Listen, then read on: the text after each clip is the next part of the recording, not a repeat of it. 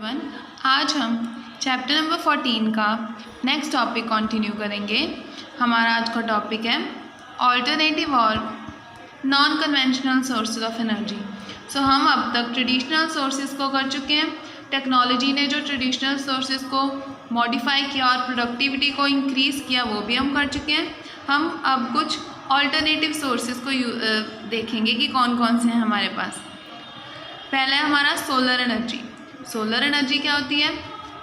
जो एनर्जी हमें सन से मिलती है, सूरज से मिलती है, उसको हम सोलर एनर्जी बोलते हैं। तो हमारे पास सोलर सेल्स होते हैं, सोलर पैनल्स होते हैं जो लाइट एनर्जी को, सूर्य की रोशनी को इलेक्ट्रिकल एनर्जी में कन्वर्ट करते हैं। हमने देखा भी होगा कई घरों पे या कई जगहों पर सोलर सेल्स लगे होते हैं, ठीक है। तो उससे क्या होता है, सन का जो प्रकाश तो वो ख़त्म ही नहीं होगा, तो वो एक रिन्यूएबल सोर्स है एनर्जी का और उससे हमें इलेक्ट्रिसिटी मिलती है। सो एडवांटेजेस क्या है हमारे पास सोलर एनर्जी के कि no raw material is required. कोई रॉ मटेरियल की ज़रूरत नहीं है, एक बार जस्ट इंस्टॉल कर दिया हमने सोलर सेल और हमारे पास एनर्जी हमें मिलती रहेगी। दूसरा, it is eco friendly, environment को कोई भी नुकसान नहीं होगा, ओके। बट इसकी कुछ लिमिटेशंस भी हैं। लिमिटेशंस क्या है? It is not available all the time. Solar energy, सूर्य की जो रोशनी है, हर समय हमें नहीं मिलती। रात को नहीं मिलती, अगर किस दिन बारिश आ जाए तब नहीं मिलती। फिर क्या होगा, हम एनर्जी कैसे प्रोड्यूस करेंगे, इलेक्ट्रिसिटी कैसे प्रोड्यूस करेंगे। दूसरा, जो सेटअप की कॉस्ट है वो बहुत ज़्यादा है, हाई कॉस्ट ऑफ सेटअप, और it is not available at all the places. हर जगह पर भी सूर्य की रोशनी नहीं मिलती हमें, तो ये इसकी कुछ लिमिटेशंस भी होगी।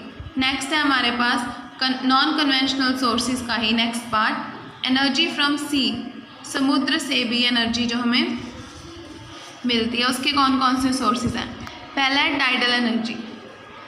सो टाइडल एनर्जी को समझने के लिए हमें ये समझना होगा टाइड्स क्या होती हैं। तो टाइड्स क्या होती हैं? जो मून है, एज वी नो कि मून जो अर्थ के अराउंड रिवॉल्व करता है ना मून अर्थ के अराउंड, तो क्या होता है, अर्थ के ऊपर मून है जो ग्रेविटेशनल पुल लगाता है। ग्रेविटेशनल पुल का मतलब अर्थ के ऊपर खिंचाव, अपना जो ग्रेविटी होती है उससे खींचता है उसको, मून को, अर्थ को, सॉरी।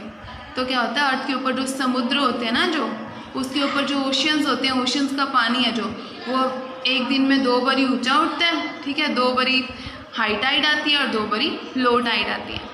तो ये जो टाइड्स हैं, तो इनकी एनर्जी को हम कन्वर्ट कर लेते हैं, टाइडल एनर्जी को कन्वर्ट कर लेते हैं डैम्स कंस्ट्रक्ट करके इलेक्ट्रिकल एनर्जी में। तो ये होगी हमारी tidal energy.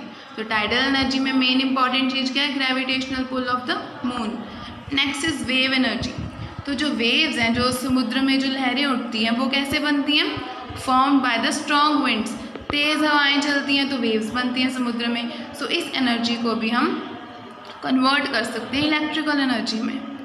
And the next one is ocean thermal energy. Ocean means समुद्र, थर्मल मीन्स टेम्परेचर, ओके। तो थर्मल, समुद्र के जो टेम्परेचर डिफरेंस है, हम कैसे एनर्जी बना सकते हैं? तो क्या होता है, जो सन होता है ना, वो सी के जो अपर सरफेस को, जो बाहर वाला जो समुद्र होता है, उसको गर्म करता है।